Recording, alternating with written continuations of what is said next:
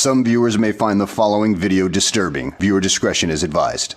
Hey everyone, welcome back to Board Games Unlocked, and Brian and I are doing a separate list on the anticipated games of 2022. So if you haven't seen our 20 that we're super excited for, definitely go check that out. But in this one, we're kind of just going to be talking about other games that didn't quite make the list, and just of other games that are coming out next year, hopefully, that we are excited for. But like I said, they just didn't make the top 20. This is also going to be a little bit more, free form, just us casually talking a little bit more, because we don't know a whole lot about some of these. Some are ones that we most likely backed, or that we just happen to see, but there's no real information about them, but they sound cool. So did you want to add anything to that? I don't think so. I know you probably have more on your list than I do, but there's so many games coming out now that the anticipated. I mean, we could talk forever, I'm sure, if we just sit there and kept looking at this stuff. Oh yeah. Like, I'm not going to go into the 2022, but I have my own list of games that were considered when making the top 20. Right. But they, like I said, just didn't quite get there.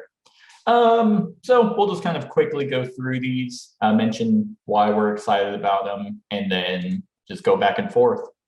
So, at no real, real choice, one of the ones that was mentioned that I talked to was a game, or I talked to Floodgate, is a game called Decorum. So this one, Floodgate had revealed at Gen Con this year, and it's called a game of passive aggressive cohabitation. So yeah, it's a cooperative game, but it's hidden information where you and your partner share the same objective, but you don't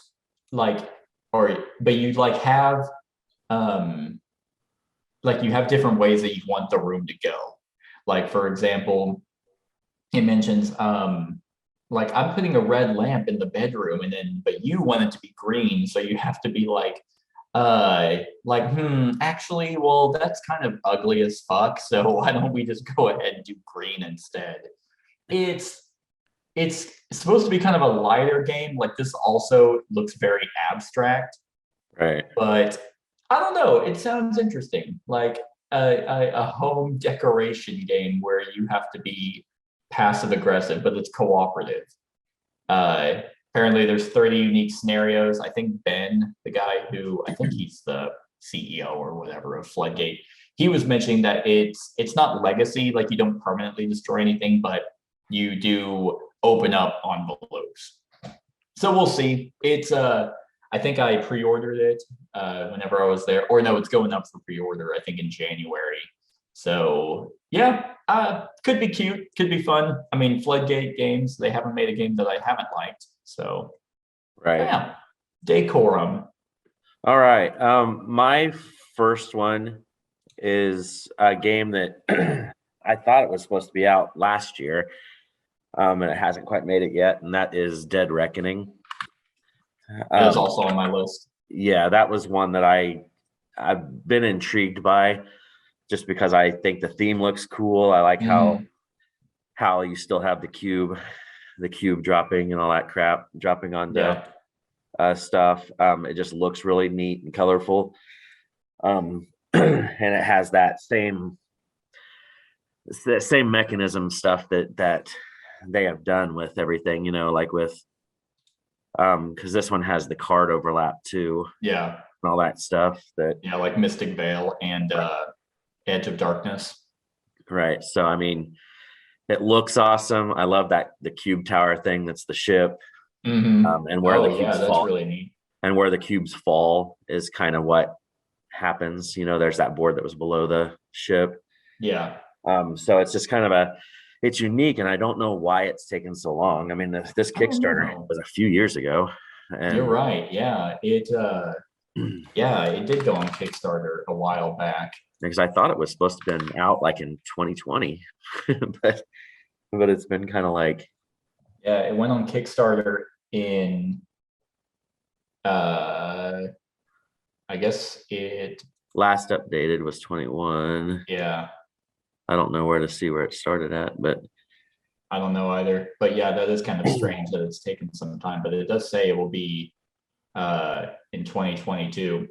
yeah. So, and I've heard good things. So it's one of those. I think I could get more into this one than I was gonna possibly be able to get into their last one, the Edge of Darkness. Oh yeah. Yeah, I don't know. This one, there's not a whole lot of pirate games out there that I'm aware of. Like the most piratey of pirate games, I still think is Merchants and Marauders. So it'll be cool to see kind of a strategy game centered around that. And it's John D. Clare. He's done the Thunderstone games and Edge of Darkness. So yeah, this one, I am going off of my ranking list. So Decorum was my number 70. It was the last one on my list. This one was number, I know it's on here. But I can't find her. Oh yeah, I'm 52. Yeah. Mine aren't in particular order. I didn't number past our 21. So I think this is gonna be the really exciting part, the customizing your ship. Yes. So because I know you can kind of customize the Merchants and Marauders, but I know the Rattle Battle Grab the Loot, you can actually customize it physically, so that'll be cool. Did it say at the top that you could still? Oh, I remember that was the Kickstarter page. Never mind. You don't have to go back to it. I was just curious because it said something about because I don't have this backed currently. Gotcha. I do. Yeah. All right. Good deal. So the next one on my list, I know you won't have any inkling to play, but I absolutely love this theme. So Senjutsu Battle for Japan. It looks cool. It looks cool. It does look cool. Hey, maybe you're coming around. Well, I mean, I don't know about the gameplay stuff, but I'm just mean like the cover reminds me of that that video game that just came out. Not Ghost of Tsushima. Yeah. I mean, just all the pedals and all the stuff. Yeah, it reminds me of that stuff. Yeah. So this one actually was just recently on Kickstarter. It's a samurai dueling game with deck construction, simultaneous real combat, and beautiful minis. So forge a unique deck of devastating attacks, powerful blocks, timely mediations, and dynamic special moves. So if your card system, if how you construct your deck is based on how well you can fight, I think that might be pretty neat. And then the different styles of character that you are would be really cool. I know that there is actually a, well, there's no board. At least I can't find one immediately. But I know there is a board that you actually move around. The minis don't come painted, of course. But I think on the minis, from what I'm seeing, is there's an arrow. So positioning of your miniature and facing could be important, and that would be very interesting because there's not a whole lot of that at all in any type of skirmish fighting game. You just generally assume that your character can see in 360 degrees. But if maneuvering and flanking and if it's 1v1, for example, and you can position yourself to the side of them and they don't have a card that allows them to follow you, then that would be really cool if it was actually tactile like that. Where was it? Position your samurai on the battlefield, and then you have a 40 card ability deck, and yeah, so any samurai who takes 5 wounds will fall. So I think it's supposed to be a pretty quick game. But yeah, right. I love this this theme. I think that card crafting and card comboing could be really neat. So yeah, that's one of the ones I'm excited for.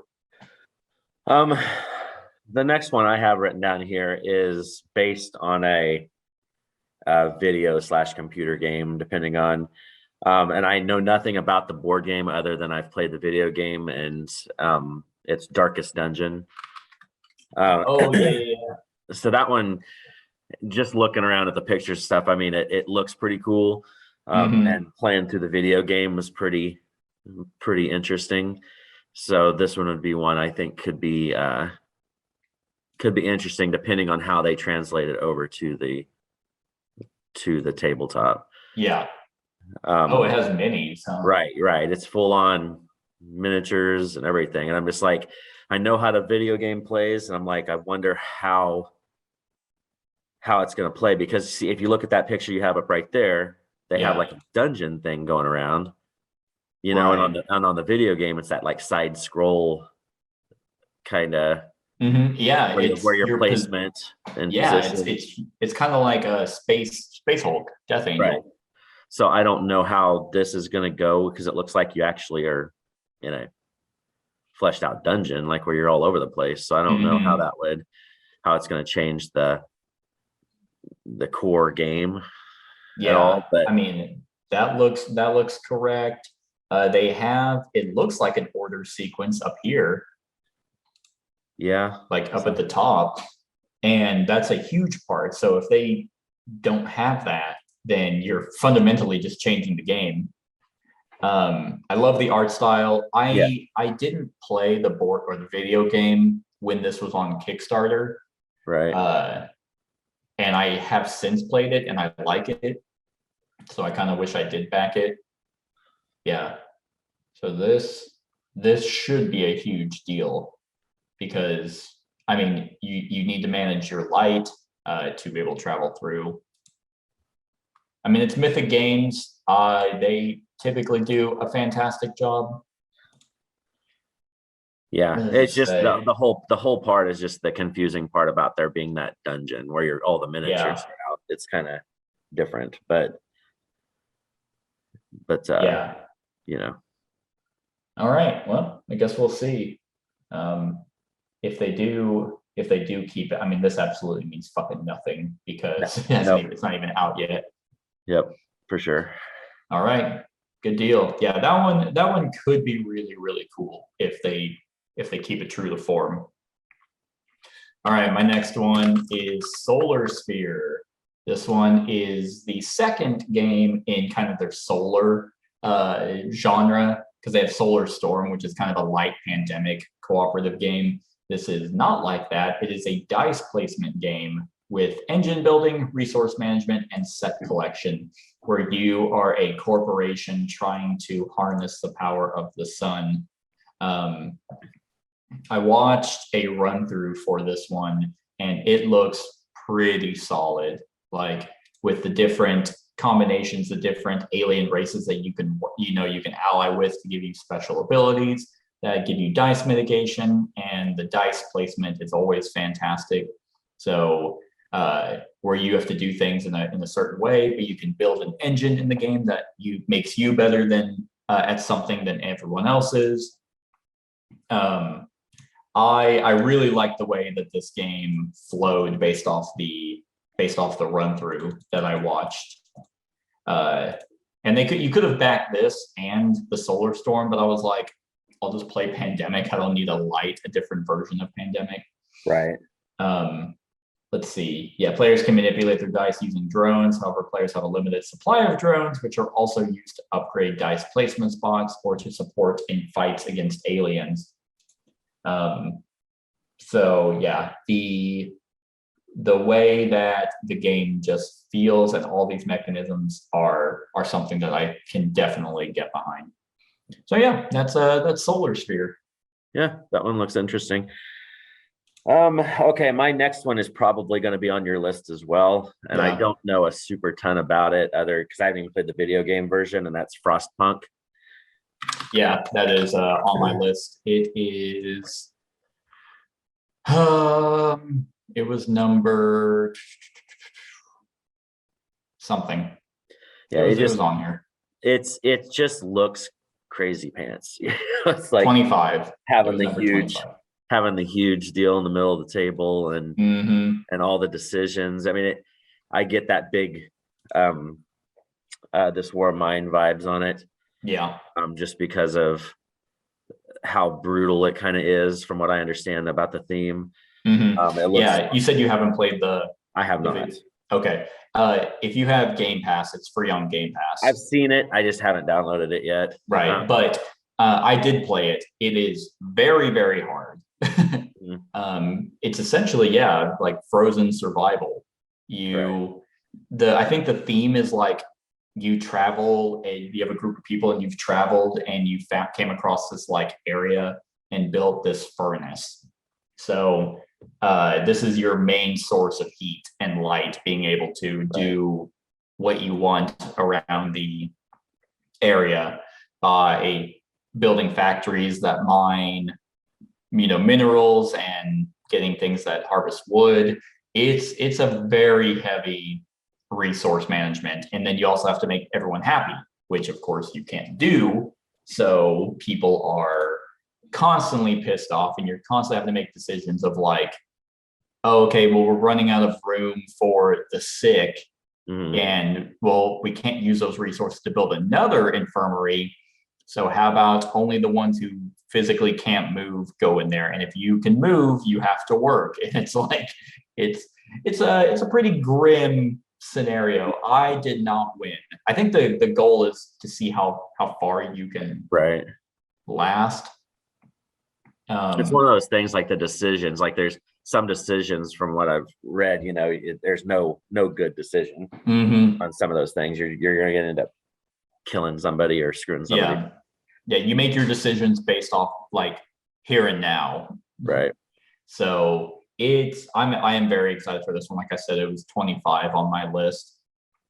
The citizens won't just be speechless pieces on the board. Society members will issue demands and react accordingly to the current mood. And even mentions 11-bit studios, the creators of this war of mine. Right. So that's why it's very difficult. So this is gonna be a good one, I think. Adam Kopinski. Yeah, I don't know. I actually haven't heard anything about this, of when it's getting delivered. I haven't either. Neat. Okay. My number 67, this one will be really quick. It's an expansion to Roll Camera, the B-movie expansion. Gotcha. Roll Camera is a really solid cooperative game about making a movie. From what I understand, the designer is an actual filmmaker, so it highlights all those, but it also has a whimsical theme. But the gameplay isn't whimsical. It's a pretty, it's like almost a serious like dice placement. Cooperative where every person plays a member of a production crew. And it's very weird. This game begs to be like it's funny, but the gameplay doesn't accentuate that. It's like the very beginning of the game is funny, then you play the game, and then the ending of the game is funny. Because you have your movie idea, your serious gameplay, and then your pitch, like what movie you've created. Because you have these problems that come in, and it's extremely solid, but it is kind of a bit jarring when you want it, like when you're expecting something and the gameplay doesn't match it. But more content, making B movies, I think are great. I bought the game at Gen Con, and I was sitting there whenever I was looking at the box, I'm like, man, they really missed the mark on having that clacker. But it turns out the deluxe edition on the Kickstarter actually has it. This is the box that's on these hinges. Yeah. So I actually just backed the deluxe edition, and whenever I get it, I'll just sell my original copy. So that's Roll Camera, the B movie expansion. All right, my next one, find my list here. It looks like, it's Earthborn Rangers. This is on my list also. Yeah, it's a kind of an adventure, open world adventure card game kind of deal, made by a former FFG guy. He worked on a lot of the LCG stuff. He made this. Is the weight really 4.0? Good gravy. No, this game isn't out yet. No one knows. I was looking at that weight. I'm like, wait a second. But what's interesting about this is the way that they created this deal. They're very unique. They're making it. The game is about being environmentally, good, Conscious. conscious. Yes. So like even that even stretched into their campaign, because their stretch goals were to make it where the game was created in certain places around the world, different hubs, so that they wouldn't have to spend the oil and gas to ship them over. Yeah. So it's like, if you got it here in the US, it's being made in the US and sent to you from there. If you're in Australia, there's an Australia horde, there's a European. So it's like they even went into the environmental stuff, even into that part of it. And pretty much you're just traveling around the area through this campaign type deal, and you're making decisions. I don't know a ton about it other than you're just kind of freely roaming around. You're going to run across certain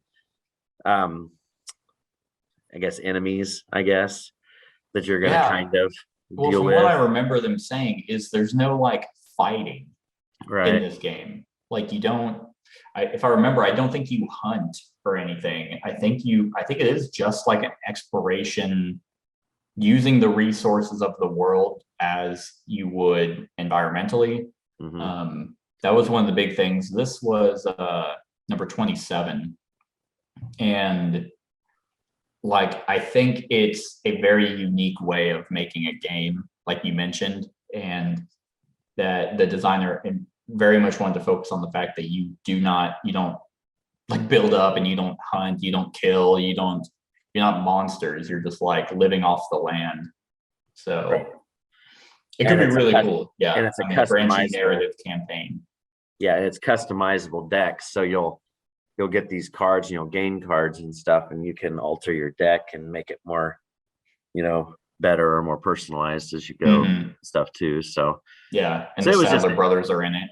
Oh yeah, of course. So I mean, it's just one of those things. It was a unique deal, and since it has the pedigree of the card game creators behind it, that was kind of what drew me to this one. Yeah, no, I agree. I think this one's going to be super cool and very unique compared to a lot of those other campaign games. All right. The next one that I have is also an expansion that you won't care about, but it is the next expansion to Res Arcana. This game just continues to shine with more and more content, but it adds a new essence type, which are pearls, to aid mages in creating powerful artifacts in their quest. So I think it's like, yeah, it's supposed to be like there's like sea. So a lot of creatures and cards are going to be like sea driven, and mages will be centered around that as well. But I just think that they keep doing this like more and more justice. The first expansion was definitely needed because it gave you more control. If you happen to get an 8-card deck that you're like, well, one of these is completely useless, right? Or 2 of them potentially, or even the whole deck. But I've never run into that. I've always been able to find one way, but you essentially find a small engine. But the new one allows you to, like, if you have a card that needs a dragon and you don't have a dragon in your deck, there's a token you can get that turns another card into a dragon. So it definitely mitigates that. So just more of that. And yeah, Res Arcana is super good. I need to try it again sometime because I just had that sour taste after that first game, and that was kind of where it stopped. Right. Yeah, we'll definitely have to try it. Okay, so my next one is one when we were researching for this list that kind of came out of nowhere. And I didn't even know it was a thing until this, and it is an expansion for Imperial Settlers Empires of the North. And it's called Wrath of the Lighthouse. Wrath. Yes. And what it does is this is solely for the solo players. Oh, okay. And it brings in, because there's the solo campaign stuff that goes along with the stuff, with the base stuff. It has 15 scenarios, and you play them in order, and they go along with the story included in the campaign book. So they kind of it says, like it says on that page you have up there, in story mode, you'll play alongside a campaign book and slowly discover how the plot unfolds. Okay. And so it's just making they had individual scenarios and stuff in those expansions and the core game and stuff. This is going to be a 15 mission story mode. Oh, cool. Strictly solo. They're going to add more cards. There's branches, like it says there's 50 story branches. So it's like, that's going to be kind of cool because this game plays pretty cool solo with those scenarios that they've created. So having this storyline, and it obviously has to do with lighthouses, right? So it's going to be it's just going to be interesting to see how this goes, because it looks like you're going to be able to play any of your civilization decks in this, so you have all that replayability, that you can do with whether you want to throw Egyptians in or Romans or whatever the hell. Cool. I did not know about this. I didn't either until just a couple weeks ago when I was looking at it. It just kind of came out of nowhere. Awesome. I'll have to keep an eye out for that one. All right. The next one is one that I think you actually ended up backing out on, but I kind of still kept going with it because it could be cool. And that is Robot Quest Arena. Yeah, nice. It didn't come out in 2021. Yeah, so this is from the same designers same publisher as Star Realms and Hero Realms. It is another deck builder about battling robots. And it just looks super cute, like with the different types of robots with their special abilities, the deck construction in it, and the deck building could be very fun. I'm trying to find a board, but they don't have one, so that's neat. I think it just says your battery cards give your energy to move, power your weapon. It's kind of like Robo Rally, just a deck builder, and and not programmable movement. So I think this will just be a fun, small, deck building game. Well, not small, but it's by a company that has excelled in deck builders, and with it being kind of the cute kind of battle bots, I think it'll be a lot of fun. It looks like it. Yeah, it just didn't like really super grab me, so I don't know. It'll be one I'll definitely play when given an opportunity. Yeah. All right. Well, my next one is one that's it's another video game that has been translated into a board game. I don't know much about it. It says it's coming out in 2022, but I still have not seen hardly anything about it, and that's Slay the Spire. Oh yeah.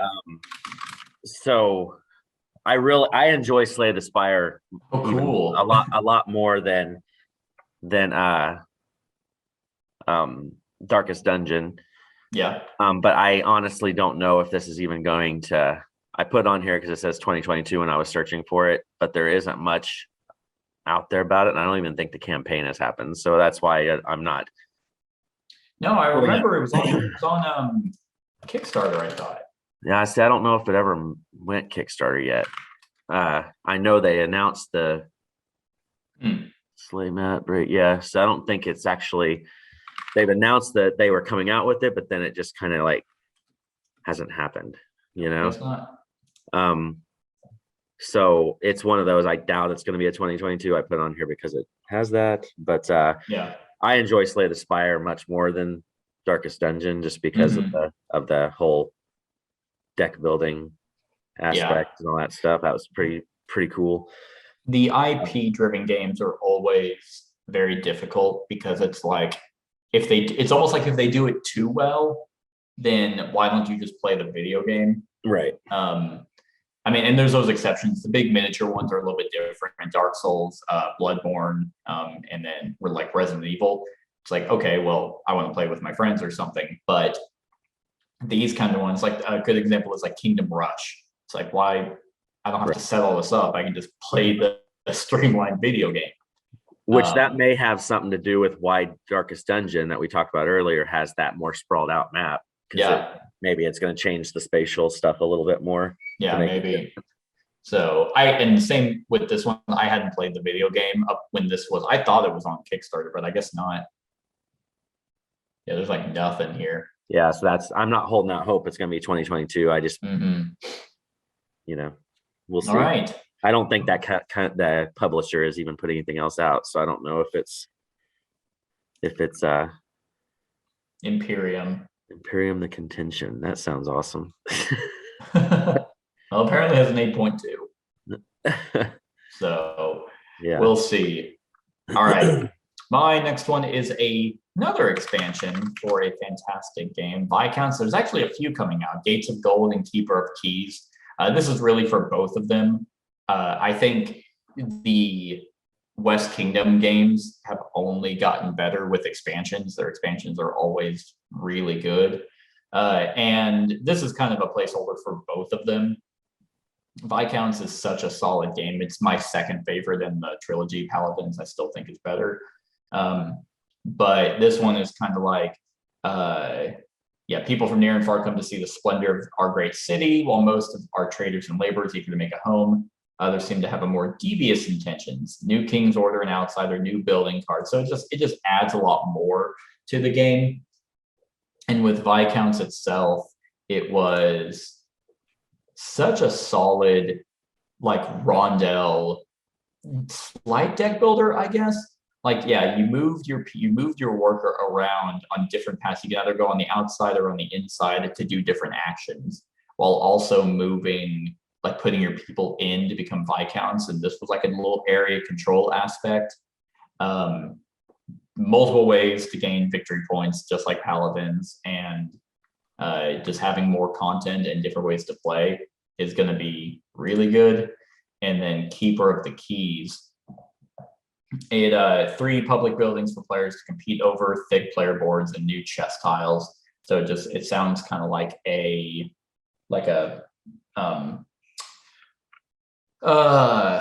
production enhancement, as well as just giving more content. Right. So yeah, the Viscounts of the West Kingdom expansions. All right. Have you played Viscounts? I have not. That's the one of the West I have not. I haven't played it or own it yet at all. Okay. So I need to get it. But all right. My next one was one that was actually on your top 20 list. Cool. And it's one that, like I said, was a hole in my game playing, and it's the Robinson Crusoe. I want to play this at some point. I own the older versions of it, and the rule books were complete garbage. And stuff. So I'm just like, I'm waiting for this big version to come out so I can actually get it. Because it actually is the one that's pictured right there on your screen. Yeah. If that's that's the newest version that's out besides the collectors. I mean, is the rule book on that one decent? It's better. Oh yeah. Yeah, components are better too. It's a little bit more streamlined. Yeah, it's just one of those that I'm wanting to try out, because the solo aspect is going to be strong, and I just like how there's that the story driven stuff where decisions you make, those cards can come back and bite your ass later, literally. Yeah, it's really cool. I think you'll like it. Yeah, so that's really, I mean, I want to try it before I drop the money on the collector's edition, so. Yeah, because I only had to back the new stuff. Right. Because I already had everything. Yeah, all right. So this is definitely one I want to try out for sure. Sweet. Okay, my next one is a standalone expansion, but I mean, you can't really combine them. But this is and I actually knew this was coming because the designer, I think it was the designer, commented on my run through and discussion for it, because Kat and I really liked the first one. This is a worker placement game where you go through and like a book, like an almanac, and it has kind of different paths, and people will have personal goals. They want to go to a specific one to get different victory points. But each page is a different way to do worker placement. Right.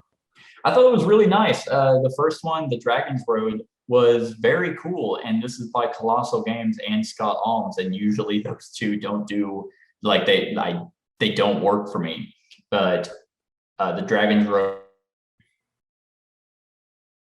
was an entry from a clan. Each round of Almanac is played on a different page in a game book, unique location with a special twist on worker placement. So yeah, just more of the other one, and it's really cool. And the book or the board looks like a book, so it looks nice on the shelf. Can these be played solo, or are they just competitive only? I think they're competitive only. Okay. But we thought it was fantastic at 2. So and here's like the map, like what the original map looks like. There isn't one, as you can see. No. But yeah, so you kind of have different paths that you want to go to. Gotcha. And in the original, there were numbers like, oh, okay, well, and I think it was either the winner, no, the loser, I think, decided the route. Gotcha. Of how you want to go. And yeah, it's a solid worker placement. All right, so my next one is one that I did not back, but I will play because I know somebody else that backed it, and I don't know if you did either. But it's called My Father's Work. Yeah, I backed it. Yeah, this is also on my list. Yeah, this one is interesting in the fact that, from what I know about it, and I don't know a ton, but from what I've picked up on it, is like aren't you going like through generations of so like there's generations of this lineage that you're going through trying to complete what your father your father started. Yeah, I guess. It just looked really neat. You know, that I guess so it's competitive. It looks like they're competing mad scientists, so they're going for trying to be the complete the masterwork first. Yeah. But yeah, this one it was just a unique theme, you know, and how they go through you're going through generations of that family lineage to try to complete that stuff and everything. It just seemed interesting. Yeah, it was it was Renegade that worked on it, and I got like mad scientist vibe. And like you said, it's also like the generation thing, which isn't done a whole lot. Like I think Village is the only one that I know of where your workers and people actually died. Yeah. And this one, it does say that. Where is it? Yeah. Balanced study and active experimentation, because at the end of each generation, they're lost to time until the child begins again with only the journal knowledge in a state. So what you do in one like full round, how well you do it can carry over to the next one, but you kind of start all over with like experiments and stuff, which is really interesting. I think that could be like very cool. The board and the art look amazing. And going out and actually gathering the resources to complete experiments to finish your father's work could be really solid. And it looks like there's a little book here, so I don't know what the book's about. Oh, the Chronicle page. Okay, I was gonna say, I wonder if it changes amongst like generations as generations pass. The board changes or something. Yeah, it was one. It just kind of looked interesting, you know, with a cool theme. Yeah, no, I agree. This was also on my list. Number 53 is what it was. All right, the next one is Verdant. So by Flat Out Games, and Flat Out Games is known for Cascadia and Calico. This one's on my list as well. Both of these are phenomenal. Like they're so good in terms of feeling like a filler, but not. Like it's actually kind of thinky. And this one was about you're like a houseplant enthusiast, and you're trying to create your coziest interior space by collecting and arranging houseplants. So like how you build your home, how you build your interior, and then where you place your plants to maximize their like victory point total is just super cool. Like, I mean, the theme is like it's plants, but Calico is cats and quilts, and Cascadia is about the Cascadian Mountains.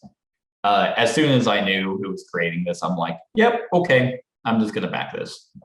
This one gives me those vibes of like we had talked about with Wingspan and Dog Park, because all the cards are different plants and all that stuff too. It's just kind of, and it's not the same kind of game. It's just having all that variability and having unique cards with their own specific plant names and all that stuff.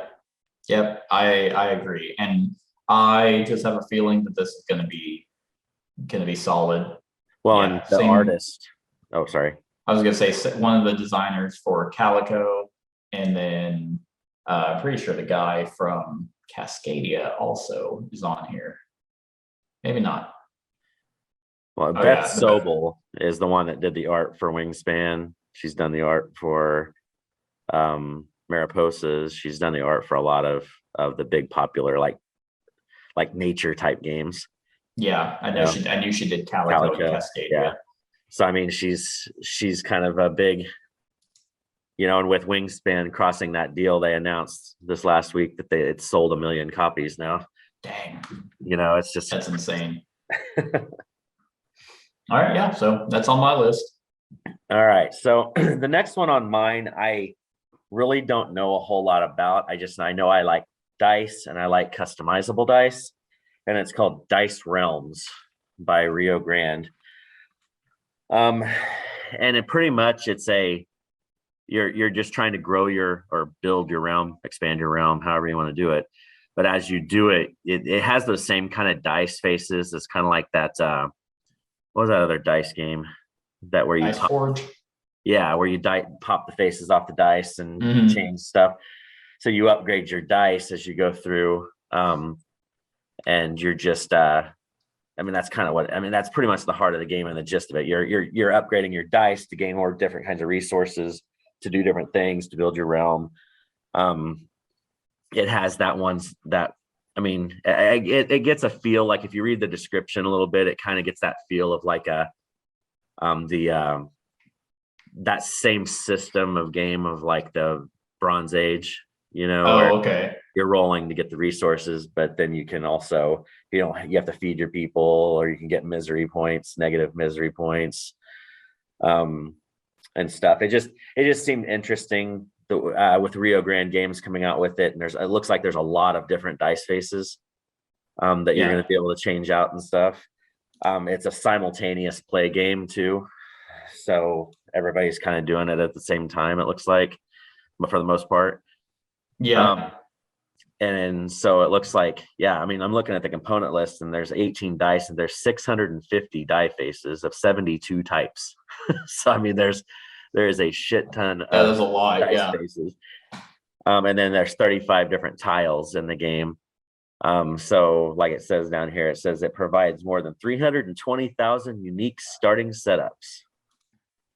So it's just interesting, because I like those games like Era, the medieval age, and like the roll through the ages and stuff like that. So this one looks like it has that as a mechanism, but then also a little bit more with tiles and obviously a lot more faces of dice.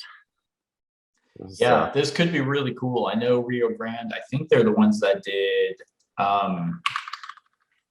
was it between they did Between the Sheets. No, the Tech Tree game.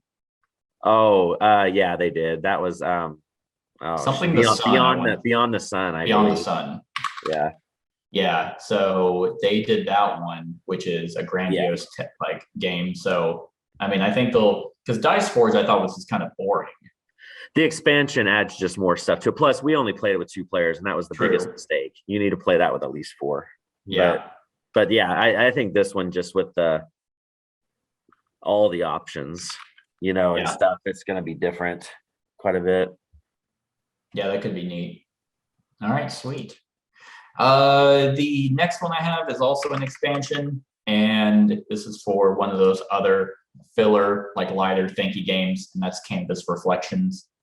Canvas is a beautiful, fun card creation game, and this just adds more to that.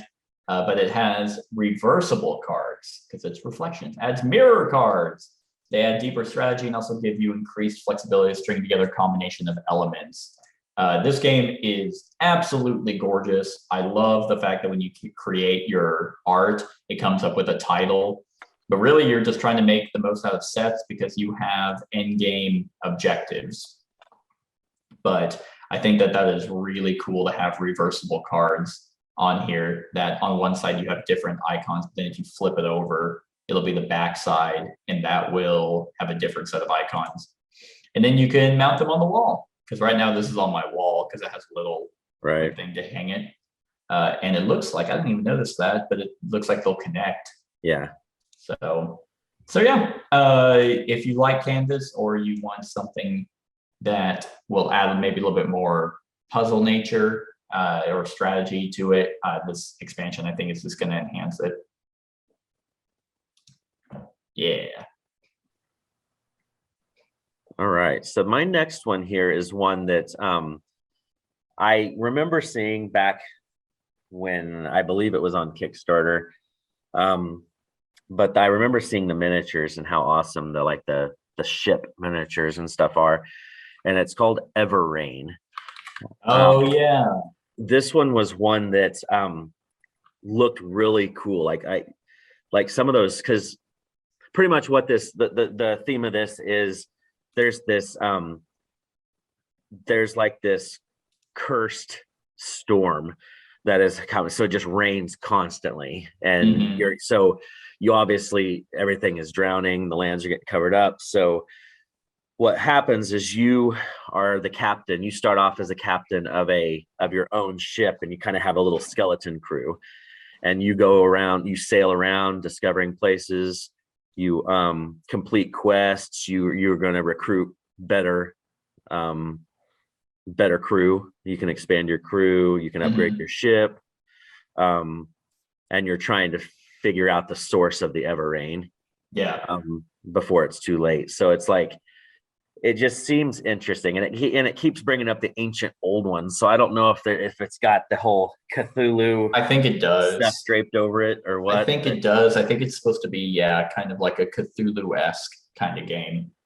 It just looks cool. Like the miniatures looked really neat, and I like the idea of the Grimlord. Who did Grimlord do? Village Attacks. Ah, there you go. So that's what they've been fucking working on. They're not getting my shit out for the expansions. Been working on Everrain. But anyway, it just looks pretty sweet, and I like from the description, almost, because I haven't played Sleeping Gods, where you're going or sailing around and exploring, but this one, it looks like you're kind of sailing around and exploring as well, and good stuff. And that looks like there's, in that picture, a bunch of dice and all that stuff. It just looks kind of neat. And with it being the Grimlord games, the miniatures for Village Attacks were pretty cool. Yeah. And stuff like that. So I think this one would be pretty neat. With having the story driven type thing, I think you can actually still late. No, okay, never mind. I thought you were able to still late pledge this. Undertow of Madness is a free add-on. But yeah, it definitely is a final sample sign off. So it looks like they're getting close to could be cool. Set up.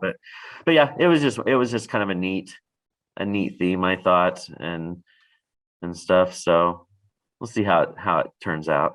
Right. Yeah, we'll see. All right. Yeah, that was one I initially backed, but I think I don't know why I didn't back it. Right. But all right. Next one is I think it's a prequel to another fantastic polyomino game, and that is Fall of the Mountain King. So this one is, I don't think, standalone prequel to In the Hall of the Mountain King. So In the Hall of the Mountain King was a very solid polyomino game that had a very unique way of gaining resources. You built a pyramid of trolls that where you placed, you got one, you got resources. If you placed one above it, you got that one, and then the two below it. and the game ended once you had I think it was like 10, your 10th troll. And the final one you place, you'll get all those resources. So you do better each time. But this one, and it had a theme of trolls took over the mountain. And this one is, yes, it's a prequel set during the catastrophic war that drove the trolls from their mountain kingdom generations ago. Build your ancestry to drive your actions in the caverns, win the loyalty of clan champions. So I don't know much about it, except that this does not look like a polyomino game like the previous one. I'm thinking it's just regular worker placement, and it looks like there's a rondelle that you have to move around to be able to do certain actions. But maybe tiling, this looks like maybe the clan track in your relationship with the different clans. But I'm very excited for it. In the Hall was so good, so of course I had to back this one. So yeah. Sweet. All right. Well, my next one it's one of 2 expansions that are coming out for this game. I chose this one because this one's the little bit bigger box one, and it's Australia, Tasmania with Z's. Yes. So this one is interesting because it's an expansion. That because then the storyline of the first one, it was that a group of people, the group that played in Australia pushed them off of the land of Australia, and the old ones have went to Tasmania, the island of Tasmania. So now you are this is a 1 to 2 person expansion is what it is, because it's a smaller map, obviously, with it being Tasmania, a small island. And you're going through it, and it looks like you're playing kind of the same game, but just with some different tiles, maybe some different setups. The reason I put this on here is because it includes the solo campaign mode as well. Okay. Which makes it more soloable with the original game and this. Mm-hmm. So that's kind of why I did this. Australia is a solid game in its own right. I mean, it's not a top 100 game necessarily, but it's a solid game. It has your little railroad building and tiling and World War II kind of stuff. It's kind of a unique fixture. But then the other expansion that kind of goes along with this was the Revenge of the Old Ones, and I think that's just a little modular expansion that kind of ties in. But yeah, I mean that's pretty much it. This is just something that kind of adds into the Australia, even though I hate the names. I do too. It's awful. But yeah, that's that. All right, cool. Yeah, I do want to try Australia. I don't want to buy it off that name alone. Yeah, I can bring it sometime. Cool. All right, my next one is another expansion to a fantastic co-op game, and that is Atlantis Rising Monstrosities.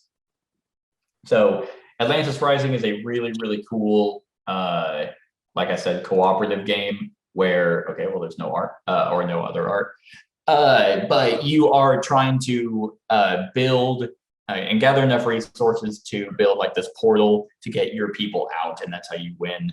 But the island is slowly sinking over time because the wrath of the gods, because we were relying on technology too much, and they're mad because we're not praying to them.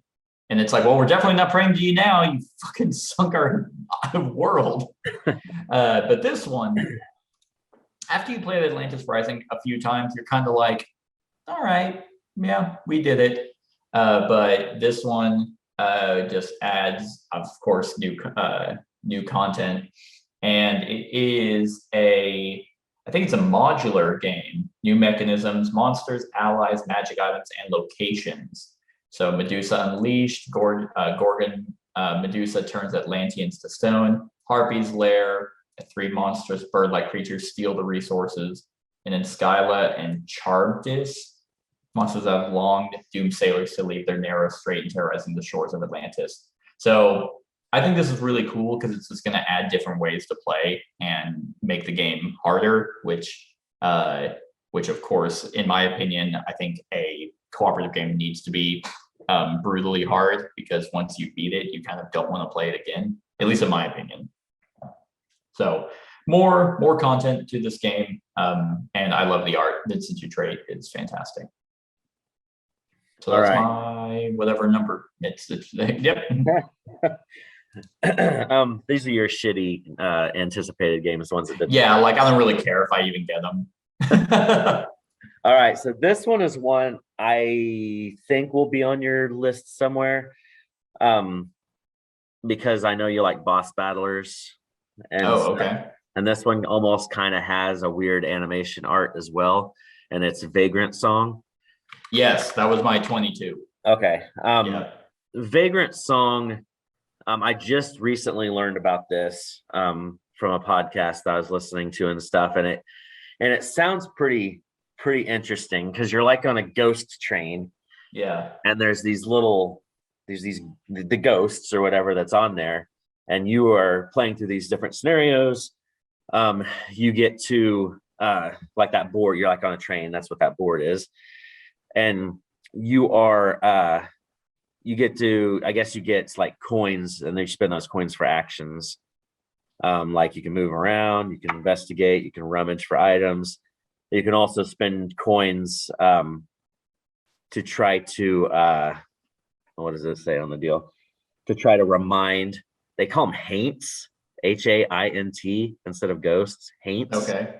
I don't know why they say that, but I don't know. But haints, if you can remind the haint of their lost humanity, you can free their spirit and win that way as well. So it just seemed interesting, because you're not really playing these like grandiose heroes. You guys are, you're all just like You're hobos. Yeah. You're going through and doing this stuff. So it just seems interesting, those unique themes. Yep, I actually just pre-ordered this one because it's on their website. They had it at Gen Con, but they sold out almost every single time. In fact, I was in line behind a girl, and she was telling me about how she was excited, and the person before her bought the last copy. Sucks. And I'm like, oh, well, yeah, good thing I was really looking forward to this one, because I didn't know about it. Right. Because I had learned about it while I was at Gen Con. Yeah, this one sounds really cool. All right. Next one is, where was it? We've actually talked about, no, not this one. But this one sounds pretty interesting. It's called The Spill. It's by Smirk and Dagger Games. It is where you are working together to but to contain, a devastating oil spill and save sea life. So yeah, pretty much I did get to see, they weren't doing a demo, but they were kind of talking about it. They had their prototype, but it has a dice tray or a cube tower in the middle of the map. They don't have a picture of it, but you play as a there it is, that second picture down there to the bottom left. Oh yeah. Cool, they do have it. So yeah, you play as a person that would be in this kind of job that has a special type of ability, and you're trying to rescue these little animals that, as you drop oil cubes, and they're actually dice, into this tray, they'll fall and spill out, and you have to basically stop a certain number depending on your difficulty level, and you have to save a certain set of animals. It looks fun. I think that it's going to be incredibly challenging, just because you can't predict the dice tray, and I think this will be just a solid kind of cooperative game. It's just weird that it's Smirk and Dagger, like I know, right? That's doing like an environmental game, it doesn't seem like it fits typically there. I mean, they're known for, of course, Cutthroat Caverns, so at least that's what I know them from. But I can't really say too much on it, but yeah, you have to contain the oil, remove it from the waters, and rescue them and remove the animals. And it's soloable. I guess, yeah. It says under mechanisms. I mean, I don't know how accurate that is, but that's true. So Yeah, I was pretty pleased with what I saw at Gen Con. I think it'll be I mean, it kind of has the same kind of feel as most cooperative games. Tons of ways to lose, one way to win. yeah. But I do like the theme. I think that this is a theme I haven't seen before. Yeah. It's So yeah, interesting. the spill. All right. My next one's probably on your list somewhere. You turned me on to the first version of this game. And I don't know a whole lot about this version, but I know I want to play it, but it's a whole different setting, and that's Subterra 2. Oh, okay, yeah. Um, in the first one, you were spelunking and you were trying to, get out of the cave before, all this shit hit the fan and everything. And it always had that nice dice mechanic at the end when you're out of light and you're just hauling ass trying to get out of there. Yeah. This one, like I said, I don't know a whole lot about this one. I know that you're dealing with obviously lava and stuff like that. I don't know how much supernatural there is in this though. Like with the monsters, I don't know if it's just the lava that is kind of the monster fill-in or what. But yeah, so you are going into the tunnel. You're not trying to escape because you're going in trying to find these gems and then get back out. But you need keys, so you have to go out and find a location that has keys, and then you go in, unlock the keys, get the gem, and then get out. So it of course still has the same tile field, right. but yeah, the lava is what's creeping up on you, because I think these tiles fill up, They start or you flipping flip over. them. Yeah. But yeah, I actually got to demo this like 3 years ago at Gen Con, and yeah, it was pretty solid, like with the different special abilities. And if you're familiar with Subterra 1, you're gonna be familiar with this. Well, I don't know if this is going to necessarily eclipse the first one. I didn't from the demo. I was like, it didn't have that same creepiness, Right. And that's the part of that makes that game kind of, yeah. No, So I anyway. agree. Yeah, this is also on my list. All right. So the next one is one that I think you told me about, but I don't know if you ever actually backed it or pre-ordered it, and I have heard nothing on it since.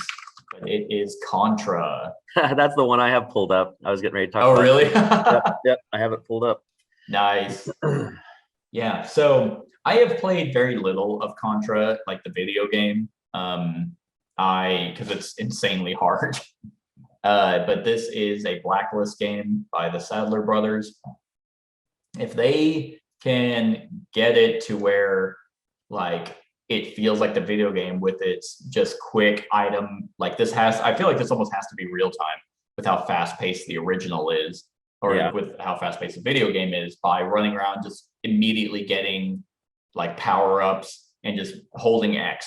Like it should be assumed you are shooting the entire time.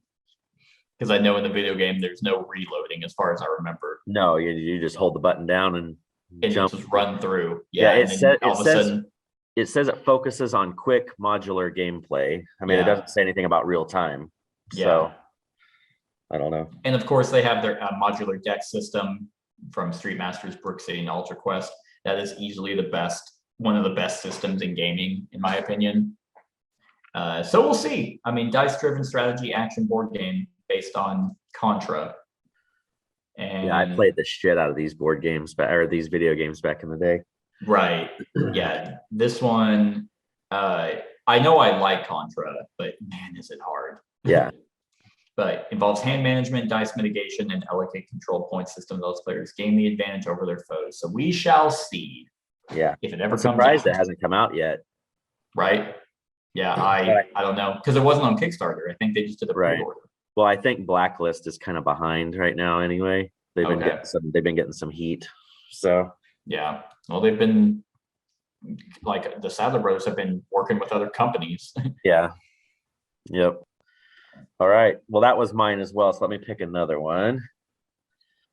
How about we go to the expansion for Maximum Apocalypse? That's also on my list.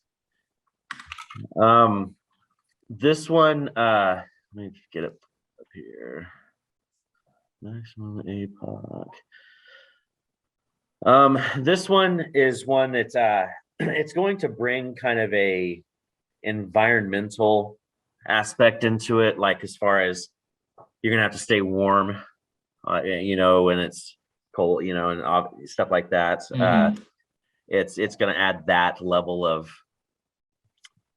extra crap because you're outside dealing with the elements. Let's see, it looks like it's gonna have some new characters, has 2 new campaigns, more monsters, which is always good. And new apocalypses. Yeah, and then there was some unlocked in the Kickstarter campaign. We got several other dudes as well. But yeah, the Frozen Wilds campaign, you gotta stay warm, obviously. So it's just more to a really sweet, difficult game anyway. Depending on how you set it up and everything. And and we talked about this the last time we talked about the regular game. You can set up the board however the hell you want. Yeah. And you go through and you can play with the different apocalypses and stuff. And it's just, this one just adds more to it, and more difficulty probably. Yeah, I want to get real creative with the map layout sometime. Like I want to just make a line and just see how well you can do. Yeah. You would most likely die immediately, but you never know. It might work out. Yeah. No, this is also on my list. Where was it? Number something 45. Yeah. Cool. All right. The next one I have, it reminds me of Era, but it seems like it might be a way bigger style game, and that's Foundations of Rome. Yep. It was one I've considered as well. I've heard good stuff about it. Yeah, so I think it's by AEG. Looks kind of like a civilization game where you have to, city building, not civilization. Yeah, it puts you in the role of an architect competing to own land and build magnificent structures. And this one, that box is freaking massive. Just because you have to have all those building types and the 3D building. So I think it's going to be a sexy game whenever it's all said and done and it's built. Right. And just trying to build the city of Rome. Yeah, and it's Did I say AEG? I meant Arcane Wonders. It was very expensive too. It's been a little bit though since I've heard anything about it. One of the podcasts I was listening to, they actually had it set up at one of the conventions, and they played through it several times and really enjoyed it. So sweet. Yeah. So this one, close. with all the plastic and that massive box for these buildings, it's just, I think it's gonna be super cool. And but I did not know if that's the board, like that grid board. Yeah, that's interesting. Yeah, because I don't know how you actually like that set it up and play and all that stuff. Yeah, I don't know. we'll see how it looks when it gets out there. Yeah. So I like city building games. I think it's always fun to kind of see how your final layout is and how well you do based off that. And this is just a massive one about that. Yes. Go ahead and go again because my thing shut down and I'm okay, fun. All right. So my next one is one that I actually played at Gen Con. It's another Floodgate Games. And I had this backed initially, but I thought it was a memory game. So I was like, I think I'm just gonna not play that. But I did just try it out just to demo more games at Gen Con, and it is in the same vein as Calico and Cascadia.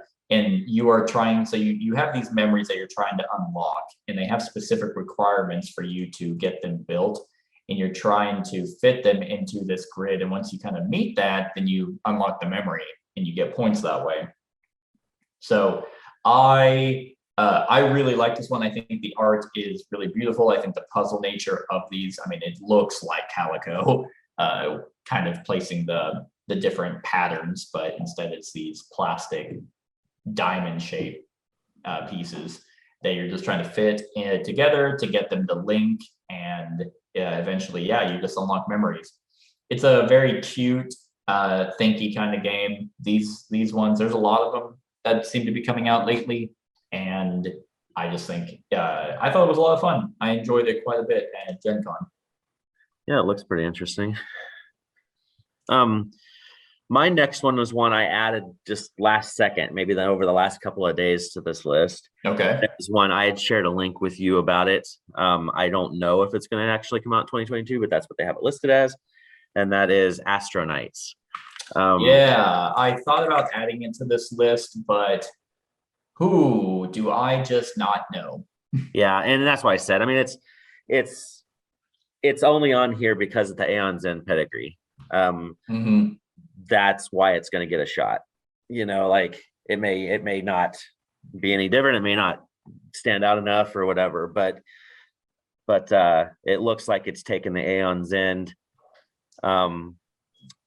like main mechanics, but they're throwing a superhero aspect onto it.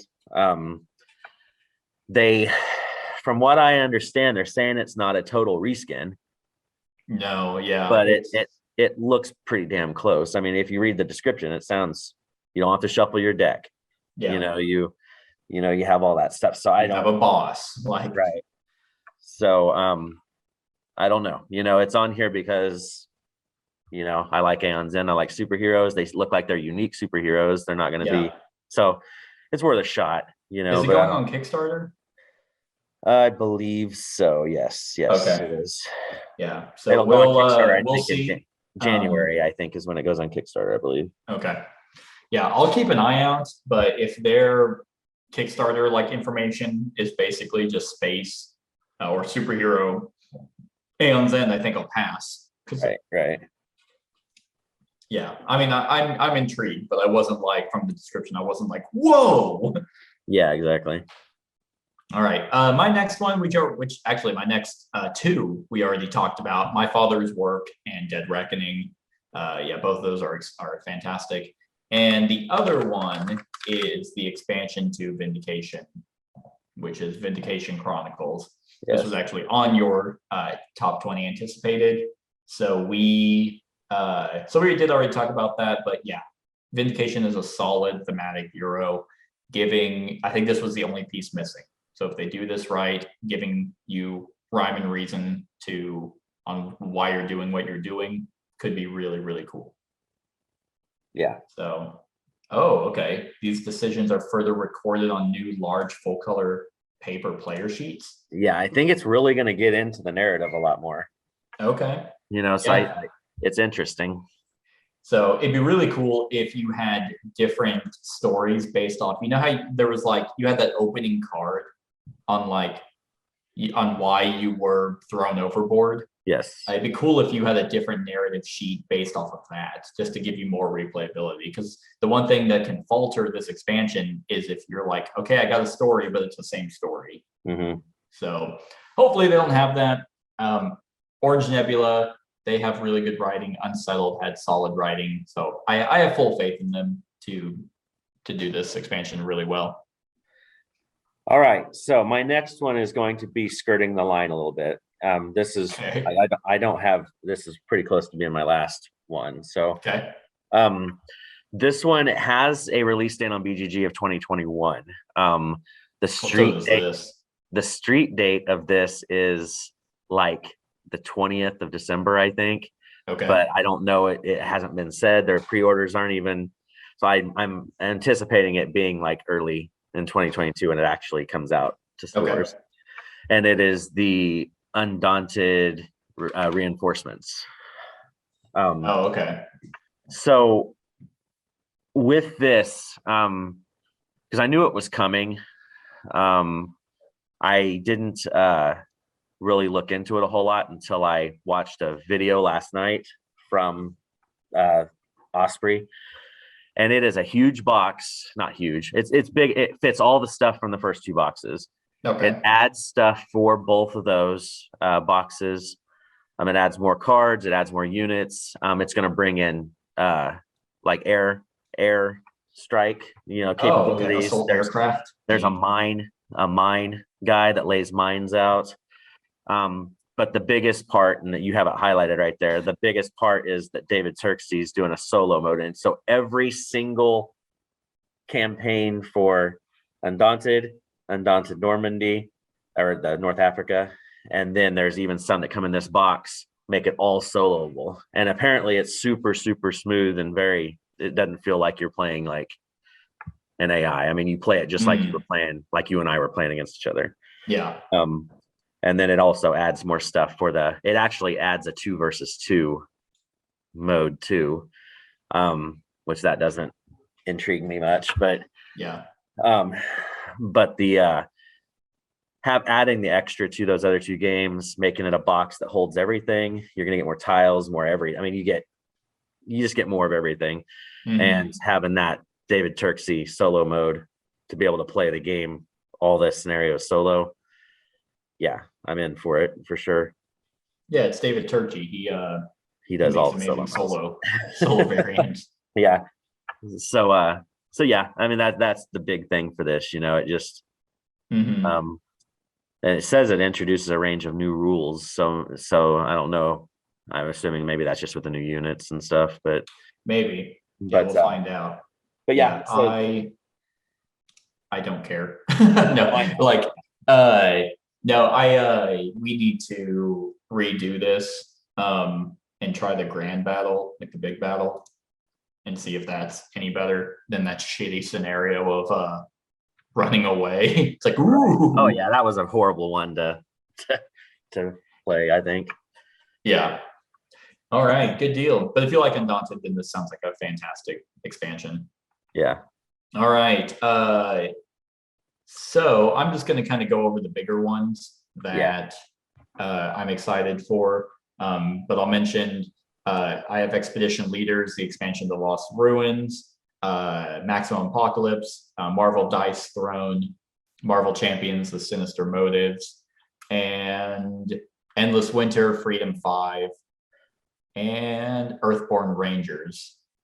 So all those were on either you've already mentioned or were on your top 20 anticipated. So, but some of the major ones that I'm excited for, and I think this was on my list last year, and that is the Kings of Middle Earth. Whoops, not Kings.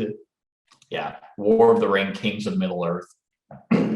To obviously War of the Ring, 3rd expansion, new figures and rules that bring to life Theoden, Denethor, Dane, Brand, and Thranduil. Additional rules for siege battles, including siege machine figures and new units to expand the shadow armies are included. So just more factions to War of the Ring is super badass.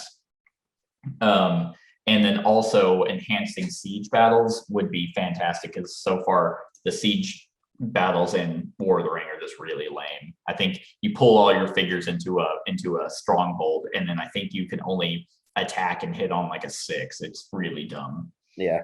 So actually enhancing that would be really bad. Like, and having all these main characters, bringing them in, because the best thing about War of the Ring is kind of a what if scenario, which is really cool. So yeah, an expansion to War of the Ring.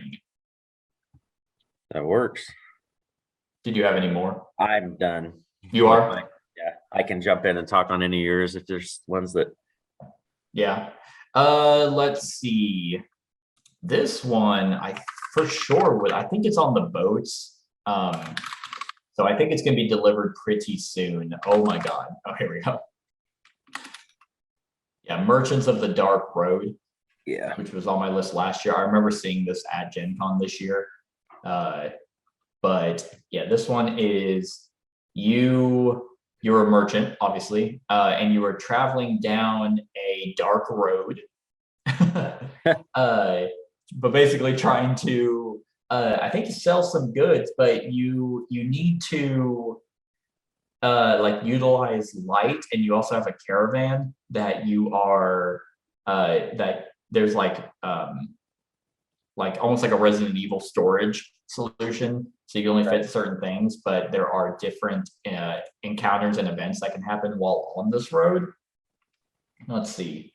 Gather lanterns to ease your passage along the dark roads, deliver goods and heroes to the best destinations, and gain fame.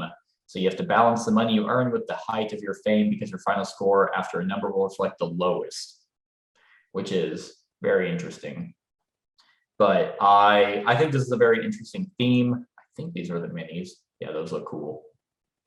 But yeah, just traveling to different locations that require different types of goods and different abilities. So this is also by Elf Creek Games, and I like their stuff. Yeah, I've heard a lot of good stuff about this one. That's definitely one I'm looking forward to as well. Yeah. Okay, so then we have this one. I think is a video game that I haven't played, but oh wow, it's already 6.5. That's weird. No one's played it. But yeah, this one is it's a 4X board game based on Stellaris. Experience everything you love. I haven't played Stellaris, the video game, but a friend of mine has, and he says it's really fun. But yeah, the kind of a campaign 4X space game, which could be really neat. So like emergent storytelling as you make choices that affect the future of your civilization, other players in the galaxy. That sounds really neat, especially if it's a like each session like grows and expands based off whatever every character is doing. This could be really, really cool. And I would I want to know more, but yeah, if you even have like these little storage boxes to like hold based off your civilization. And if it's like a true 4X game, then all of those are enhanced, but the storytelling is what drew me to it. Because obviously if it's just another like game like TI, then it's like, okay, well, I'll just play TI. Right. But if this has a narrative aspect to it, then I think it could be really neat. Let's see. Oh, this one probably won't come out next year, but it was supposed to go on Kickstarter this year, but for some reason it just kept getting pushed back. And so, but same company, Jasco and then Angry Joe are designing Mortal Kombat. So it's the exact same system as their Street Fighters game that had the beautiful minis. Looks like they already have actually some prototype designs, which I didn't even know. But yeah, these minis are freaking sexy. Like I absolutely love them. And I am way more of a Mortal Kombat fan than Street Fighter. Oh yeah, for sure. So I believe, I mean, it says, I thought I could have sworn that they had mentioned that it's supposed to have like fatalities and stuff.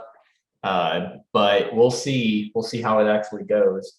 I don't know why they pushed it back so much. It was supposed to go on Kickstarter, I think, in April.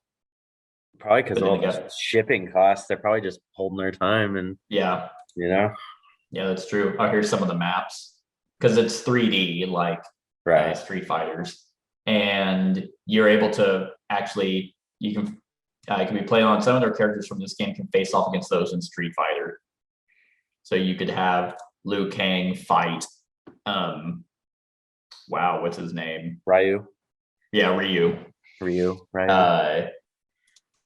Yeah, so I think that's really neat, and I will of course be getting a shelf to display these minis because they are sexy. Yeah. And let's see. I think I will stop there. No, there's one. Well, no, I think that's supposed to be coming out in December. But yeah, there's a few more on here, but we went over pretty much most of them, if not talking about them. Actually, there is one more. This one sounds really neat. Artisans of the Splendid Veil. I saw this at Gen Con for Renegade. They kind of had like, it was in a display case for what they were talking about. And yeah, this is their own own world that they created with this, kind of, what do they call it? Watercolor art. And apparently it is a campaign game, of course, adventure game. A troop of artisans, you will explore the beauty of Splendid Vale, overcome challenges during your action scenes, then experience individual interludes to build your own story. If I'm not mistaken, I think every character has their own like storybook. Yeah. And you're able to learn more about them as the campaign progresses. So I don't know much about the gameplay, but I love this kind of art. I love this type of storytelling with these books. But yeah, like it looks like each character over here has their own storytelling book. Interesting. And look at that, they're massive. Like, oh, I was actually able to zoom in on this one. Look at those. Yeah, that's crazy. So I think this one's going to be super neat and just a very beautiful game. So more campaign games that I won't ever get completed. But I'll at least start them because every campaign game I pretty much do as a series on my channel. Because it's fun. It gives a reason to play through the campaign. Oh, yeah. But yeah, so, and there's a few more, but I think we definitely talked about enough games, especially with our other list. But lots of good ones. I had 70 total on my list. And that's not even some that you mentioned that I was like, oh, I didn't know about that. Yeah. And well, then I'm sure I know I overlooked some because you have these games that were 2020 or 2021 games or stuff that hasn't come out yet. Yeah. So. Yeah, exactly. So we'll just we'll see, and then Kickstarters get announced all the time. So yeah, it's gaming. It's a good time to be a gamer. Oh yeah, unless you don't want to spend the money, and then it's a bad time. Find a new hobby, make your own game. But yeah, so that's it, everyone. Those are more games that we are excited for in the year of 2022. Let us know what games you're excited for and what you think of these in the comments below. Other than that, like, comment, share, and subscribe, and have a wonderful whatever time of day it is for you. Hey everyone, thank you for watching, and I really hope that you enjoyed the video. If you would like to see more of my content, go ahead and click that subscribe button and the bell to be notified whenever I upload any new content. If you feel like supporting the channel, you can go ahead and click that Patreon link to be taken to my Patreon, and any help is truly appreciated. Other than that, stick around for any other run-throughs or reviews or cool top 10s or whatever I feel like putting on. Other than that, like, comment, share, and subscribe, and have a wonderful whatever time of day it is for you.